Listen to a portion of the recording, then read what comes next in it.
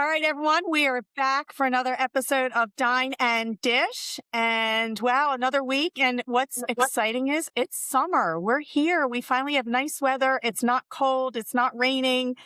Sun is shining. And today's show, I say every week I'm super excited because I love my guests, but this is going to be such a super cool show. And I have to tell you, I really wanted to do it the week that the U.S. Navy graduated and commissioned, but we couldn't pull it together. But we finally did. And a long story, but very good friend. My kids, basically like a godfather to my children, raised them. God, I think Dave was even by my side when we delivered Maury and Alana, but very good friend of Dave Epperson, put us together. And I haven't seen John in, oh my God, John, how long has it been since we've seen each other? 2016, I believe, or 2017, maybe. Wow. And to be able to do this and have you on the show is so amazing. So I want to get you introduced and so we can jump into these stories because the stories you have, I think everybody listening is just going to be so wowed. But I have John on the line and I'm going to let him, I don't even want to I don't think I can do your experience justice, John. So I'm going to let you introduce yourself because your background in the military and what you bring to the table is just so incredible. So I'm going to turn the mic over to you and welcome to my show. Thanks, Michelle. Thanks for having me. I've been excited about this. My wife has been excited about it. We've had almost 33 years of just really, really good experiences, and I love for the opportunity to talk about my service time and some of the great things that I got to do there. But all started back about 6 months after I got married in 1993. I Jennifer and I were looking to have some kids, and I was like, we were young, ourselves, and she goes, "Hey, look, there's this ad in the newspaper." I loved aviation. She said, "There's needed aircraft mechanics. We'll train to, we'll pay to train." An 800 number. So I called it, and I was like, "Hey," and they're like, "United States Navy, can we help you?" And that's kind of how I ended up joining the military, right? So I hung up the phone, and 2 seconds later, a recruiter called, said, "Come down, we're going to test you." But he was good in that, he's like, "Hey, are you married?" I'm like, "Yeah." He goes, "Hey, the military pays for a little extra money when you're married." I'm like, "Wow." He goes, "You want to have kids?" I'm like, "Yeah, we do." "Yeah, the military, they pay for that." So he hook, line, and sinkered me the whole time, right? So I go down. He says, "You want to be on a ship?" And I said, "Not particularly." He said, "Go over to the Air Force." So I went over to the Air Force side, joined up with those guys, went off to be an engine mechanic on C-130s, and I did that for almost 4 years. While I was going to school at night, finishing my degree, I had a pilot license. I loved to fly. I was hoping to fly in the military, but I never was able to do it because I was too old by the time I graduated college. But graduated college, and then the Navy commissioned me as a supply officer. I had no idea what that was, Michelle. Wow. What is that? Guys, he says you do logistics and stuff like that. I'm like, okay, well, let's see what that's all about. My Yeah. very first job, Michelle, in the Navy was the wardroom officer on an aircraft carrier, and this thing it was massive. So after I'd gone to supply school and kind of started to figure stuff out, and I got my orders to my first ship down in Norfolk, USS George Washington, Nimitz class aircraft carrier. I was scared to death. I had no idea. Yeah, I didn't even know how to get on this thing, right? I'm an ensign in the Navy. I'm a former Air Force guy.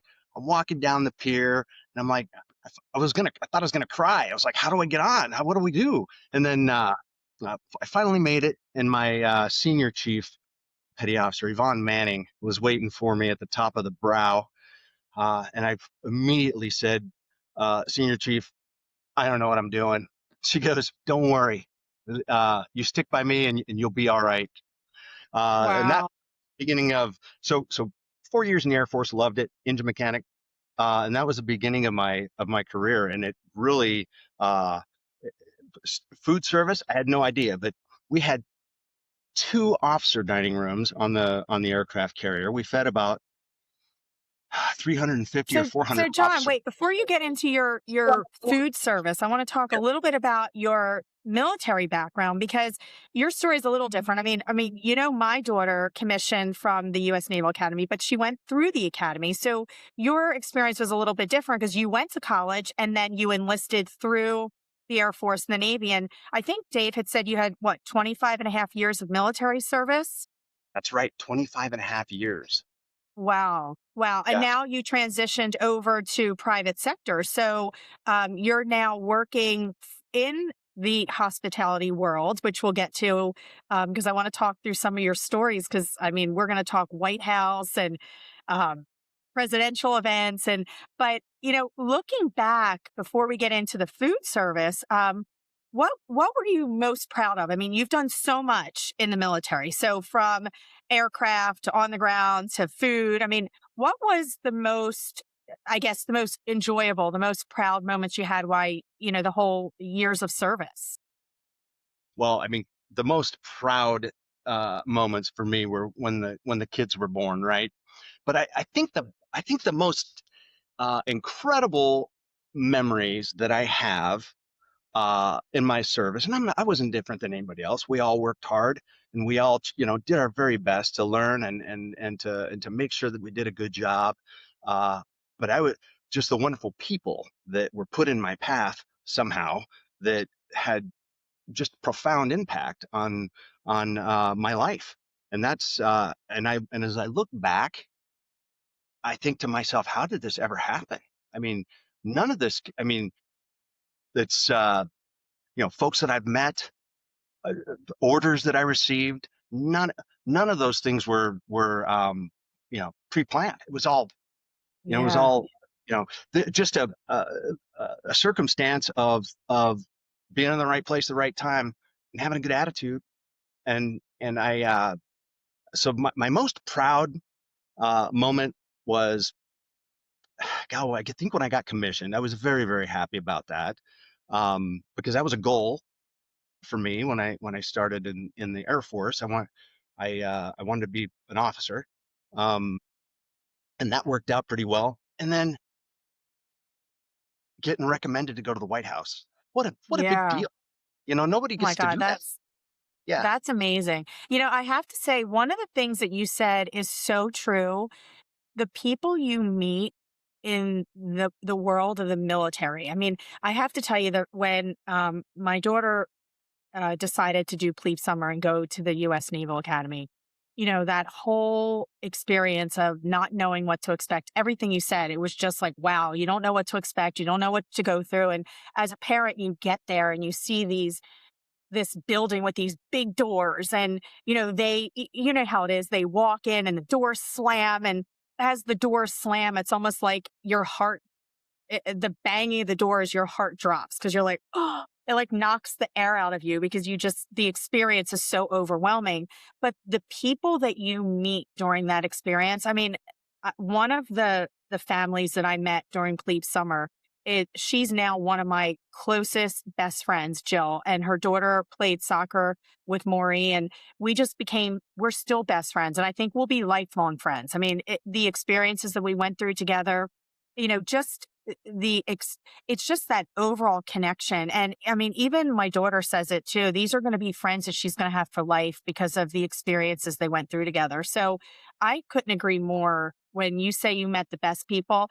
Just in the 4 years that my daughter's been there, I've met the most amazing people. So I can't imagine you actually being in the military, the people that you've got to work with and experience. And the other thing that you said, and I think this is why I wanted you to be on this show. And I reached out to Dave is, in order to serve, and when we say serve, and I want to talk about service and what service means in just a minute, service means so much from what you do for your country, what you do for people, and what we do in the restaurant industry and hospitality because we serve. And I want to talk through that, and I want to get your definition of that and what you feel service means to you because this whole show is so relevant from military to service to hospitality.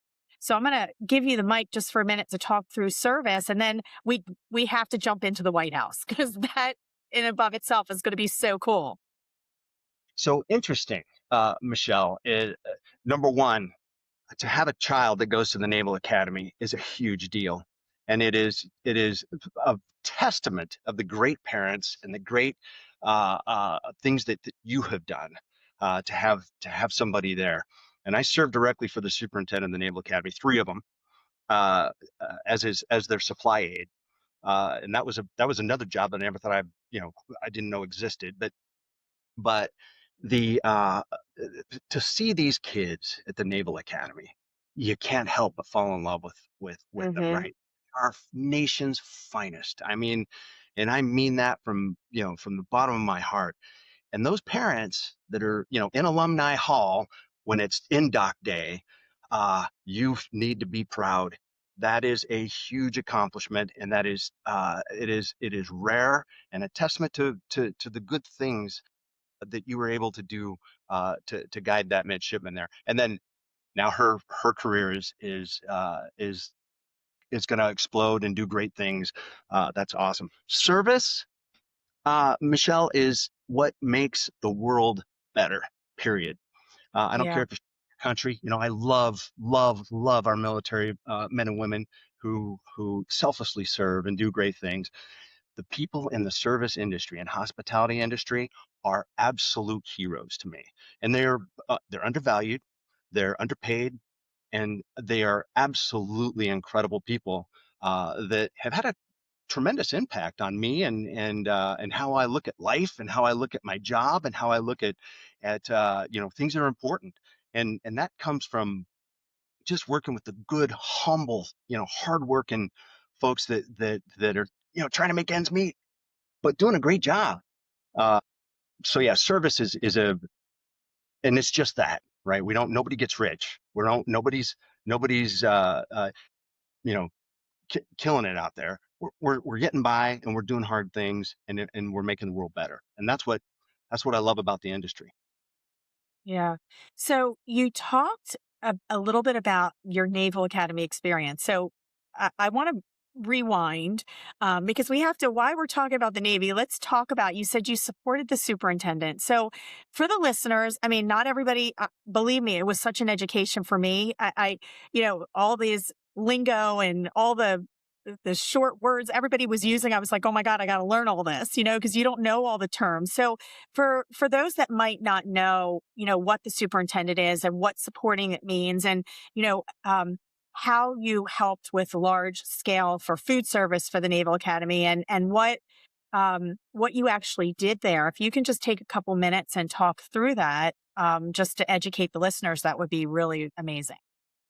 That so the Navy and their great wisdom gives these admirals staffs, right? A staff of people to help them uh, in their jobs. The guy that runs the Naval Academy is a three-star admiral, and then under him, he's got a commandant of midshipmen. That's usually a very senior O6. Could be a Marine or a Navy person, uh, and then staffs to manage the brigade of midshipmen. So the brigade's about 4,000 people, about 4,000 kids, right? Uh, and they all live at Bancroft Hall at the Naval Academy. Um, I got a phone call when I was at Pax River, Maryland. I was doing an internship for the Navy. I was a young lieutenant, so I had just pinned on O3. Uh, for military folks, that's if you're in the Army, that's a captain. If you're in the Marine Corps, that's a captain. If you're in the Navy, it's a lieutenant. Air Force, it's a captain. So I had just pinned on this rank, and my detailer, that's the guy that assigns us to jobs, called and said, "Hey, we need an aide for a three-star admiral in Annapolis. Are you interested?" So I asked Jennifer, my wife. I'm like, "You want to see if we should I apply for this?" She goes, "Yeah, why not?" So I went over to the Naval Academy. It's typically Naval Academy guys that go into that job, but I think the admiral that I was going to work for, he'd gone through a few guys, and I was kind of his last his last hope to get to apply. Um, so that job as a the superintendent of the Naval Academy, you have hundreds of events that you do every year. You've got these midshipmen that you've got to grow and to teach, and you've got different alumni association groups that provide resources. You've got Navy folks, right? So you've got admirals all over the place that's their alma mater, and it's a big deal. And you got Navy football. It's a Division I, or Navy sports, I should say, altogether. It's a Division I school. So you've got all these different things that you got to host as a superintendent. So you need a guy, right?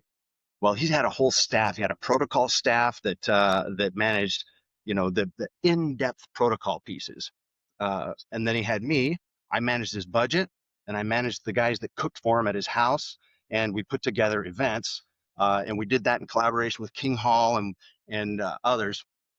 King Hall is where the kids all eat, all the midshipmen. And so, yeah, that was my job. My job was to make sure that all the superintendent's events went really good. And you don't do any of that without great people. And those people were outstanding. And I was not. Uh, I mean, I'd been the wardroom officer on the ship, so I had a little bit of understanding about the food service piece. But I'll tell you, that was a up at 5 to bed at 10 p.m. I mean, we were just going all day, and it was 100 miles an hour. And then you fall in love with these midshipmen because they're such incredible kids. You love them, and Yeah. yeah. Well, So it's that's funny you said that. So during commission week, one of the events is at the superintendent's home, and they do the garden party in his yard. And, I was watching, first off, I didn't even know the grounds where the superintendent's home is. The backyard is, I mean, when I tell you beautiful, the grounds are beautiful. I mean, obviously, the Naval Academy has probably one of the most beautiful landscape and property in probably the world. But you don't realize when you go to some of these homes, like what the grounds look like. So he has this big garden party. And the first thing I said was, I wonder who's putting this event together because it's a lot of moving pieces. I mean, you have, 1,000 midshipmen graduating. They have all their families. So you might have 2 or 4 people per midshipman going to this party. And then they run them 4 to 6, 6 to 8 based on their company. And, I thought, wow, they're moving them through. They have somebody like at the door moving them through. And then they have people in the back with the music and the food. And I'm like, all right, well, who's putting this person together? Well, I guess it was you or someone that's now you, fast forward so many years. that's right.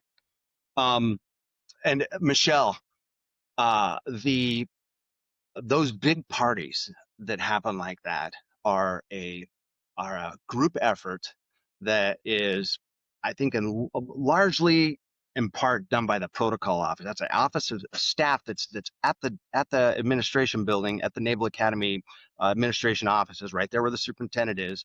And these guys manage guest lists. They manage all the protocol stuff. Uh, Yeah. yeah, and then there's the food service piece, which was what I did. So I reached out King Hall. Those King Hall guys are amazing. They feed these midshipmen who eat a lot.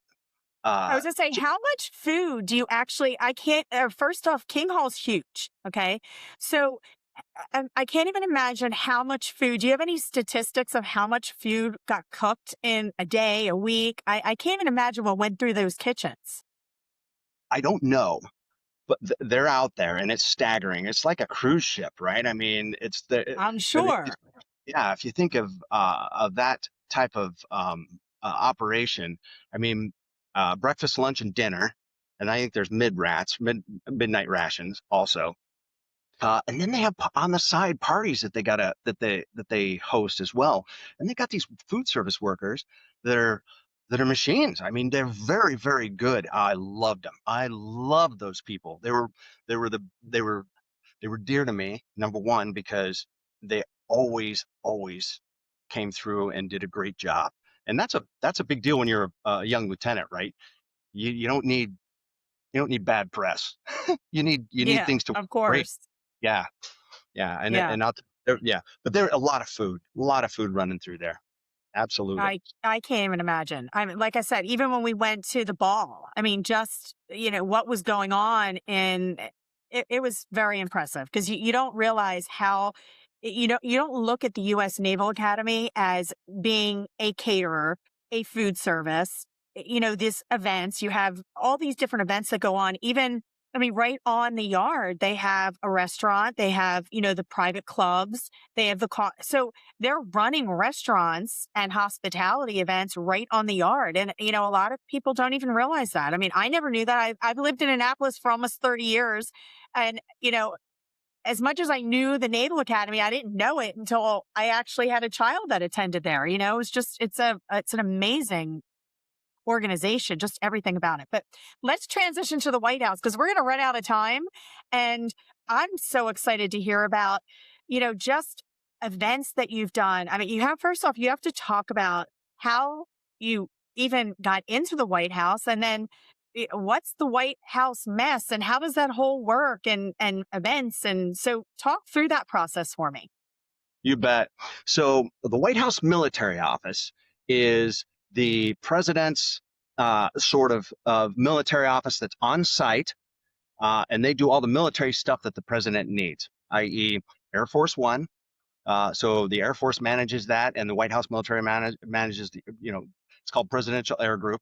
Marine One, if you're familiar with the Marines that fly those white top helicopters, the White House Communications Agency.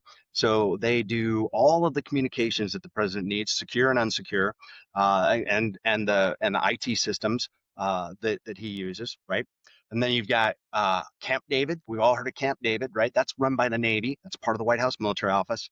You've got the White House Medical Unit. That's the president's doctors and nurses and those teams that take care of the president, the first family, and staff around that's around him. And then you got Presidential Food Service, which was us, and you've got White House Transportation Agency. And those are the guys that they're black car service. They're also they handle any of the road movements that have to be taken care of during presidential travel, etc. So it's a great big um, you know logistics uh, uh, uh, enterprise, really. Yeah. That So it's almost impressive. So there's so many different moving pieces. I can't even imagine just with security because you have to make sure everything coming in. I mean, it's not like at a regular restaurant where you bring in a purveyor and they drop off trucks and the food goes in and it's like, there you go, drop it off, just do the inventory, check it in. No, I mean, it's got to go through an entire security process. And I can't even imagine what that process looks like. I mean, even for Air Force One, I mean, who caters the food on Air Force One? And we talked about last week, I had a guest on, or maybe it was 2 shows ago, we talked about 5-star service and Michelin's service. And now we're talking, you went from U.S. Naval Academy, and now you're doing events at the White House. And the White House, obviously, serving presidents, world leaders, prestigious assignments. So there's so many different things that you're catering to that I'm sure that level of detail is right on line with 5-star and Michelin service. Wouldn't you agree? 100%. Now, there's two different food service activities at the White House. So the president in the mansion has the executive chef, who is his personal executive chef. Was Krista Comerford for many years. She's a wonderful, wonderful chef, and they fall under, I believe it's Treasury, and her staff. And they fall under the usher that's in the White House. And then you've got the White House Navy mess. And what we did was we ran the restaurant in the West Wing, and we fed the president and his guests whenever he was in the Oval Office or on the road. So if the president was in the Oval Office for lunch, we took care of him. I had 2 guys that were assigned to the Oval Office that were absolutely incredible. I had 3 guys assigned over at the staff or over at the mansion, because if you can imagine, wherever he goes, there's got to be kind of this bubble, right? And in terms of food security, that's one of the biggest pieces as well. You can't just take a plate and hand it to the president. It's got to come from certain people that are cleared, right? And you think about it. What about ice cubes in his cup? We made all that stuff. We took everything with us to take care of him on the road. And then at the mess, and what the mess is essentially it's a club that is in the West Wing. it dates all the way back to the 1880s when sailors were assigned to the presidential yacht in Washington D.C. So the Navy took care of all of the services for there, and then in 1950, I think 51 or 58 is when the officers' mess was established at the White House, and then it was the Navy that came in and ran that. And then now it's like one of the most prestigious places to take a guest or to be able to eat on the 18 acres, which is the White House uh, proper. But and it's all Navy guys. With the except we have one Army guy, we had one Marine, and we had a Coast Guard person, and we had an Air Force Master Sergeant. And they were all the best from their services in terms of food service. But and we had 60 guys, and they would go advance with the president, travel with him on Air Force One. Anything that he needed, they took care of, and that's from the suite that he stays in to any food service that they need. And the Air Force One guys, they had their own chefs that were assigned to the aircraft, and absolutely phenomenal cooks. They were just terrific kids, and a lot of times when you're in a place, certain places we really leaned on those guys to help us to feed the president, because that's kind of a traveling safety net as well. So if the president was somewhere, we could ask the Air Force guys, hey, can we get something for the boss? And they always took care of that for us. Very, very good. Yeah, it's funny that they're all Navy. I mean, you would never think that. I mean, doing the show, I didn't know that, and I mean, how cool is it that the whole food service is run by naval officers or, that's super cool to me. I mean, that's, coming from Annapolis and having the Naval Academy right in my backyard, that's super cool. So it's not Army, it's Navy. Right. But we do have an army. We have an army. Well, when I was there, he was a first class, so he was an E7. Greatest guy. Oh my gosh, was this guy talented? I mean, and they're all talented. Anybody that our sister services send to work in the White House mess, I've never had a complaint one. They were absolutely the best of their service. Um, Interesting story. So one of the admirals that was in charge of the White House military office came to an event at the superintendent's house, and he pulled me aside. It was Admiral Miller. He ended up being the superintendent later on, but Admiral Miller pulled me aside and he goes, John, he goes, hey man, have you we have a position at the White House for Navy guys. Um, if you're interested in doing that, let me know. I didn't think much of it at the time. I don't know why, but he ended up calling me a couple months later, and he said, John, would you come and interview? And I was like, of course I would. I'd be honored. So at the Naval Academy, Admiral Clark, who's the CNO, was visiting one day before I was getting ready to leave, and Admiral Rempt, who was my boss at the time, said, "Hey, Admiral Clark, John here is going to go to the White House mess." Um, and he stopped and he looked at me and he goes, "John," he goes, "all of my uh, uh, sister service component um, chiefs, that's Chief Staff of the Air Force, Chief Staff of the Army, Commandant of the Marine Corps, those guys." He goes, "They all ask me why they don't have a spot for one of their guys at the Navy mess." And he goes, "I don't have a good answer for them." So of course I'm a lieutenant, right?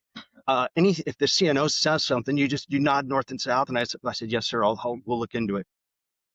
About 2 years later, we had one from every branch of service serving there. It was great. Wow. So I know you can't get into too many confidential details, but can you share any memorable experience or any stories that from the White House that while you were there that you could talk about, like maybe some dinners or some world leaders? Or, I mean, obviously you can't talk too much details because it's confidential, but any stories that you can share with the listeners? So I will say, so anytime we get any head of state, any type of those guys, Krista Comerford and her staff, which are the White House food service folks, they're top of the pyramid in terms of talent. I mean, they're these state dinners and these things that they do are phenomenal. We support in those roles. So if she needs like guys to come into the kitchen and help, we're pretty kind of an easy button because we're all cleared, the Navy guys. So we would go and we'd help her. Do you remember when the government was shut down in 2017? I think it was the maybe it was 2018. It was actually the winter of 2019. I was out in Colorado and we were driving back. I grew up in Colorado, so we were driving back, and I think it was beginning of January, and I got a phone call from the head usher. Tim Harleth was his name. The head usher is the guy that runs all of the mansion, right? And of the folks that you work with, there's a couple that you make sure you never ever miss a phone call from. The head usher, my boss, which was the White House military officer, and of course any of the presidential valets, and our person that ran management and administration. Those are the people that kind of are over us. I got a phone call from Tim, and here's how I answered the phone. I answer it like I always do, and there's hundreds of these stories, but uh, so I didn't even say hello. I said, Tim, whatever you need, we got it. And he goes, John, he goes, you may regret that. I go, what's going on? Well, the government was shut down, and we had the NCAA football champions that were supposed to be coming to the White House. And so the president pulled them in and he said, hey, I want to feed them McDonald's. Do you remember that? Yeah, I go, okay. Oh, it's funny. So tell me what he wants to do. And he goes, McDonald's and pizza. I'm like, please tell me it can be good pizza. He goes, nope, Domino's, which Domino's is great. Don't get me wrong. I'm like, okay. That was probably one of the most difficult things because I'm thinking, okay, we have to do this because they don't have staff. And the government was shut down. So we got to go set up the mansion. We got to go get ready for this. And then you can't just go to a McDonald's and say, I need 300, Big Macs. I need Yeah. patty fish sandwiches. I need a bunch of quarter pounders. And you can't get fries there, right? Because they have a shelf life. Um, but we pulled it off and it was amazing. And there's pictures all over the internet of which that wasn't, I just need experience. Need experience. I was just saying, how do you even pick up all McDonald's pizza? I mean, does somebody check it? How does it? There's got to be like a whole security process, right? You can't just roll through McDonald's and order 30 burgers. You know? 100%. Yeah. Well, turns out people do order McDonald's for their parties, right? Birthday parties, etc. We use probably Yeah. we have a handful of them of restaurants. So, you don't order everything from the same one. You use a handful and then you send your runners out and then they're essentially just picking up an order for a party. And that's how Wow, you that's got to cool. do it. That's cool. It's a cool story. You don't expect to see burgers and Domino's pizza in the White House.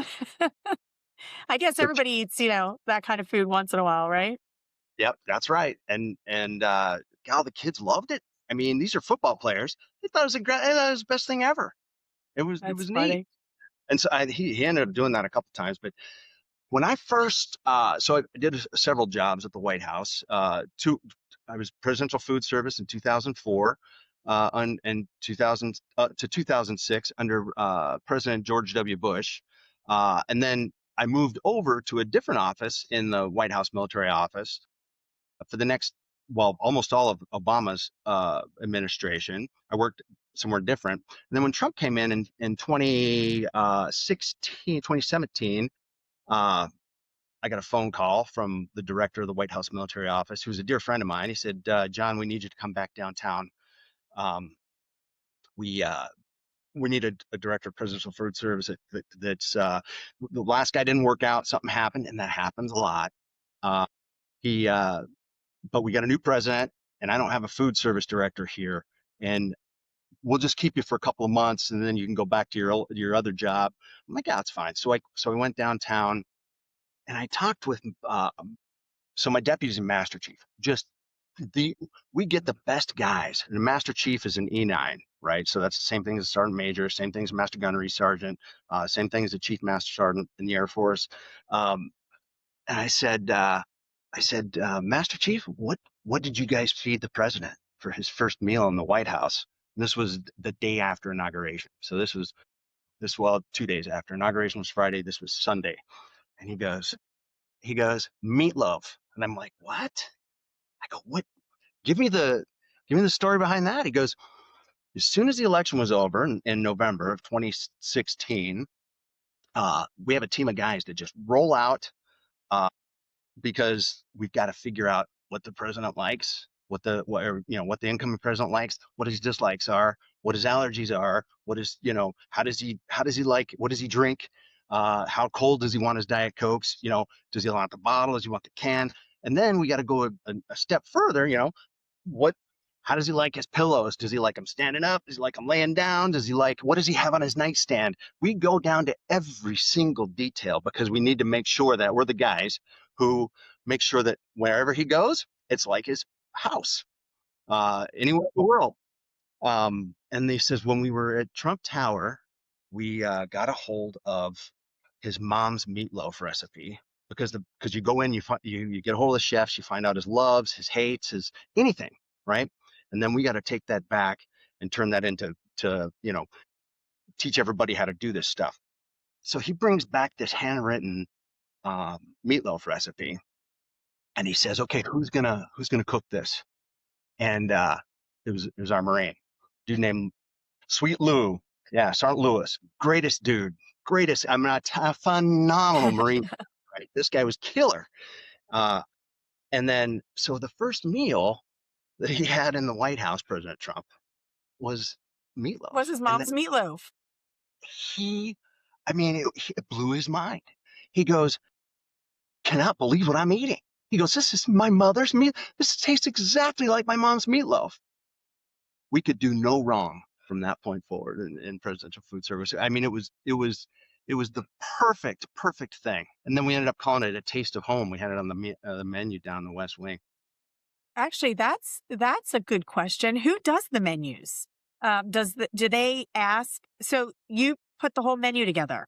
So the president doesn't say, "Hey, I want this for lunch," or you don't take orders like in the morning, and say, "Hey, what do you want for lunch? What do you want for dinner?" You pre-plan the whole meal and just offer menus. The president has two guys that work up there in the Oval Office, and so if he's going to eat, they will coordinate with him what he wants.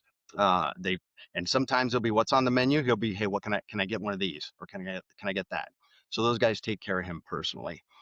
We have what they call an 8-cycle menu in the West Wing, so you're not going to see the same menu for another 8 weeks. Is how it typically works. So they So rotate. They rotate the menus. yep. And we had two seatings, right? In order to sit and make a reservation, you had to be uh, an assistant to the president, a deputy assistant to the president, or a special assistant. So that means you're kind of uh, the top leadership tier at the White House. But if you worked in the White House, you could have a mess account, and you could go pick up your food, order your food, pick it up at the window, and go back to your desk and eat it. But there's a very small, maybe 170 that had seating privileges in the mess. So it was very few. Um, we probably had 800 to 1,000 people that could order, but very small percentage could sit down. And then cabinet secretaries could come in. One time I'm feeding the HUD secretary in one of our dining rooms, and we're doing renovations, right? So we just finished the renovation, and the ceiling came down on him. Some ceiling, him and his guests. And so I'm standing up by the maitre d' stand. And the maitre d' comes and goes, "Sir," and my boss is there too, right? He was the deputy assistant. What was he? Was the deputy chief of staff for operations. And my guy comes up. He goes, "Sir, a roof panel just fell on Secretary Carson." I'm like, "Oh man!" And then my boss looks at me and goes, "Hey, good luck with that, buddy. Tell me how it goes." And I'm like, oh man, Mr. Secretary Carson, I'm so sorry, sir. We'll get this taken care of. He goes, nah, man, no problem at all. He goes, but it does make me kind of feel like I'm back at HUD. I mean, that's not funny. Yeah, it was. It's not funny, but Yeah, it's funny. At least he had a good sense of humor, right? that's right. So And you left. How long were you with the White House? 15 and a half years altogether. So Wow. for And then you 2 years left service and now you're private sector, right? down private sector. And I've worked in a couple of different private sector jobs until I retired. I retired in 2023. Yeah, 2023. And I was like, you know what? I'm done, retired. I'm going to I'm going to fish in West Virginia because we live in West How's Virginia. that going for you, John? Well, Because now you're working again, aren't you? Michelle. You just think you're right where you need to be, and the phone rings. Um, and a friend of mine from the Beer Institute in Washington D.C., which is a trade organization for the beer industry in the United States. She goes, there's a World Brewing Alliance that needs an operations director, and it really sounds like the stuff that you've done might work. And you see, she said it's a great dude to work for, and there's just a handful of consultants and then members that are part of the alliance. It's called the World Brewing Alliance. But she goes, I think it's a good fit because it's finance, budget, all of the events. We do a lot of events, and human resources and administration. I'm like, yeah, I can do all that. So I talked myself into going back to work, and here I am. I was going to say that retirement didn't last very long, did it? So, in your role now, I mean, obviously, the background that you had from large scale catering, large scale food service, I mean, even the level of expertise and detail that you had to do in the White House and the precision of the service that had to be provided, that had to influence your work ability today and what you bring to the table for this World Brewing Alliance. So, talk through how hospitality and your experience with what you've been through has influenced, your performance and what you're doing today and what you bring to the table. Bet, Michelle, and that's 100% right. So when I look back on the things that I did at the Naval Academy, at the White House mess, on the ship, even as the wardroom officer. I mean, we were in charge of we had to maintain our budget. We had to maintain accountability of our funds. We had to do manage logistics for all of these events. So all of that experience is just it's really good to be able to do that here and have that knowledge from those different jobs to make it right. When I interviewed for this job, um, the guy called. Uh, uh, Justin Kissinger's name, a great guy. He, I said, we're looking for somebody that understands events. So I went through some of my background. He goes, yeah. He goes, I'm pretty sure you're our guy. Um, and I asked him. I said, Justin, what as the CEO, what keeps you up at night? He said, John, I need to know, how we're spending and what my budget looks like, and all these things. And I go, yeah, I'll help you with that. And so that's really been a big deal. We do various events for folks. We get a conference this coming September, or excuse me, October in Brussels. We do a conference every year, a couple 3 days. We bring and everybody comes in for it. We do events in New York City for some of our friends that are up there. We do just a lot of stuff. And it all takes a great deal of attention to detail and a lot of help from these wonderful hospitality service folks that whether you're an event venue here or one there. I mean, it's always good people just trying to do a good job, and good people, and they're trying to do a good job, and they're very, very. I'm appreciative of it. Yeah. Yeah. Well, it's great that you said that because even in our world as a restaurateur, we rely on our people because obviously owning restaurants, you can only do so much. You have to rely on your people to bring down your vision and communicate the menu, the items, the level of service to the guest. So it's so important. You have to really trust your people, hire the best people, teach and empower. So I agree with everything you said, and it is about people and it's about relationships and it's about experience and it's about detail. So I love all those points because we talk about that every week on my show. But we're going to run out of time, and before we do that, I have to do my lightning round questions. These are quick one answer questions to see what you think and add a little bit of your own personal flair to these questions. But all right, so you said you work from 5 a.m. to 10 p.m. These long events and these long days, are you a coffee drinker or an energy drinker? No, I can't show you this. It's I'm an energy drink guy. Yeah, I'm you an can't energy, show me the brands. yeah, I'm an energy drink guy, 100%. I don't drink, but I can make the best coffee because all of my bosses that I've ever had, that's their thing. So, but I have energy drink. All right, your favorite meal you ever served in the White House? That was Fat Tuesday. That would be our Mardi Gras menu, and it's because I'm a sucker for Louisiana food. I love it. All So right, yeah, what was on the menu? You can't leave us hanging. proper Santa Fe. We had we had these homemade beignets that were just they were next level. We had in fact, I've got it framed on my wall. They gave it to me when I was leaving the White House when I was retiring. It was a retirement gift. Is this framed menu of our Fat Tuesday because it was my absolute favorite. Crawfish, and then seafood, gumbo, jambalaya, all that. I mean, it's just Wow, level, yeah. And the very beignet. cool. All right, Air Force or Navy? We got to know. All right, so I've got one. I've got a son that's a naval officer, and I have a son that's a staff sergeant in the Air Force. I, but I love airplanes. Navy, it's Navy.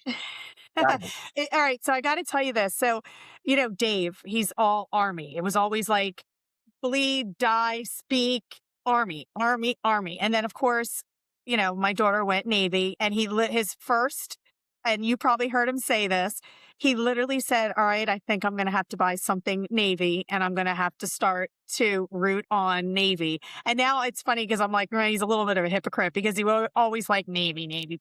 And it was always Army, Army, Army. And now he's like, yeah, Navy. So, but I Loved will it. tell you, he has all the flags at his house of like, all the kids, where they went to school. And yeah, for sure. Spon- he sponsored Midshipmen since they started that program. I Of mean, course. So I I do love too. I have five. We sponsored five over the last few years. So we do as well. What a great wonderful. program. Oh yeah, and it means the Yeah. world to kids. It does. Yeah. So, for everybody listening, you know how to always find me. You can DM through Instagram. We're on LinkedIn, restaurantdiva.com. And John, I have to tell you the time goes so fast. I mean, I don't even know if, 40 minutes flew by and, we can keep telling all these different stories. And, I'm so appreciative that you took the time and to come on the show. I wish we could have done it so in May, with all of our restaurants, we did Military Appreciation Month. So I reached out to Dave and I said, please, I'd love to interview somebody from the White House or, whatever in the military to talk about food and hospitality. I thought it'd be super cool with commissioning. And so I'm so appreciative that you took the time to come on the show and tell your story. And for everybody listening, I don't know if you're on social media or if you want to share a contact, if anybody wants to reach out and talk to you more. I don't know if you can do that, but if you want to Well, share anything. yeah. So what I can do is I'll send you an email address. I'm happy for anybody to reach out and to chat with me. It's pretty easy. It's J Oringdulph, JORINGDULPH at gmail.com. Send me a note. I'd love to talk with anybody. Kids that are looking to get in the military, kids that are in the military that are looking to do stuff. It doesn't matter. I'm happy to talk to anybody. But yeah, if that's okay. That would be so cool. I mean, I'm sure you're probably an amazing mentor to be able to talk through your experiences, the strengths, the weaknesses, what they can look for. Because, like you said in the beginning, you went into this not knowing what to expect, and I'm sure there's so many kids out there that like Cleve Summer, they go in and they have no idea what they're signing up for. And, they always say the first year is the worst because it's the unknown. But after that, it's just so rewarding. And what you take away is just a lifetime experience and, success forever. Because, I mean, look, just like you, just like Dave, just like my daughter, everybody that leaves the military has a great lifetime of success and fulfillment. So, um, before we go, you have to just tell me one lesson or one story or whether it's service, leadership, hospitality, what you want the listeners to take away from today's show.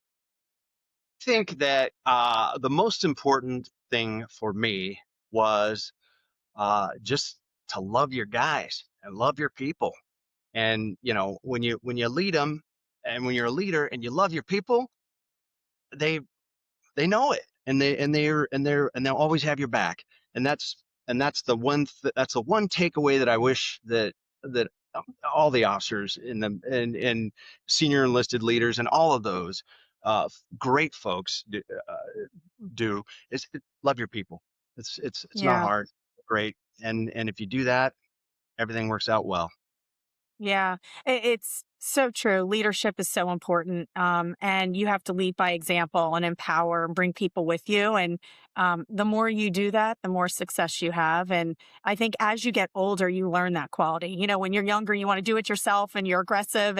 But as you get older, you realize the better you lead and the better you communicate and the better you empower and motivate, the more people follow and want to be with you. So I love that. And especially in hospitality. And for everybody listening, John, thank you so much again. And sorry it's been so long since we connected, and hopefully it won't be on video. It will be face to face in the near future. But for everybody listening, I'm just going to leave you with whether it's the president, whether it's military, whether it's a guest in your restaurant, it's about serving others and your commitment to serving others. And, this show was truly about service.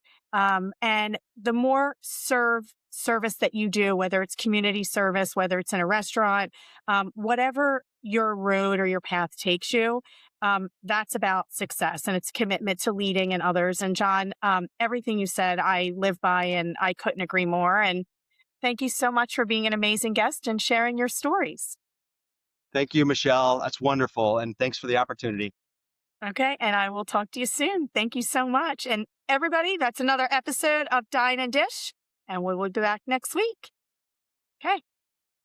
Hang on just for one sec so we can make sure